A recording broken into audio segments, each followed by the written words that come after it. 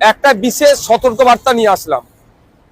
SIR এই সময়কালে special intensive revision, যাকে আমরা এসআইআর বলছি সংক্ষিপ্ত আকারে, যে গণনা ফর্ম আছে, গণনা ফর্মে আমরা প্রত্যেককে ফোন নাম্বার দিতে হচ্ছে, কন্ট্যাক্ট নাম্বার দিতে হচ্ছে।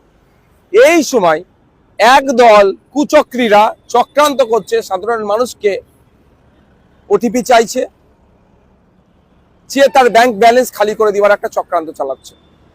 এ ধরনের ঘটনা দু একটি ঘটেছে। আমি অনুরোধ করব সকলের কাছে, কি যে কেউ, দেশের যে কেউ যদি সে বিএলও অফিসার পরিচয় দিয়ে, বিডিও দিয়ে, ইআরও দিয়ে, নির্বাচন কমিশনের পরিচয় দিয়ে, যে কেউ যা কারো পরিচয় দিয়ে যদি ওটিপি চায়, আপনারা কেউ ওটিপি দেবেন না। ওটিপি ওয়ান টাইম পাসওয়ার্ড, অর্থাৎ আপনার ফোনে আসবে আর বলবে যে আপনার হয়তো ফর্ম আপডেট করতে হবে, আপনার কাছে 4টে ডিজিট নাম্বার কি 6টা ডিজিট, 4টে ডিজিট নাম্বার গিয়েছে, ওটা বলুন, আপনার ফর্মটা ইন্টারনেটে আপলোড হবে।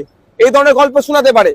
আবার বলতে পারে আপনার নামের বানান ভুল আছে, এগুলো ঠিক করার জন্য ওই 4টি নাম্বার আপনার ফোনে মেসেজ যাচ্ছে, এসএমএস আসছে, শর্ট মেসেজ সার্ভিস যাকে আমরা বলি, এসএমএস গিয়েছে, ওই 4টি নাম্বার বলুন। চাইলে কেউ ভুলেও দেবেন না।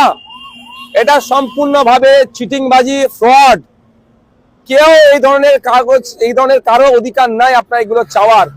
যদি কারো দরকার হয় সরাসরি অফিসে যাবেন, ম্যানুয়ালি জমা দেবেন, কিন্তু কেউ ফোন করে ওটিপি চাইলে ওটিপি আপনারা শেয়ার করবেন না।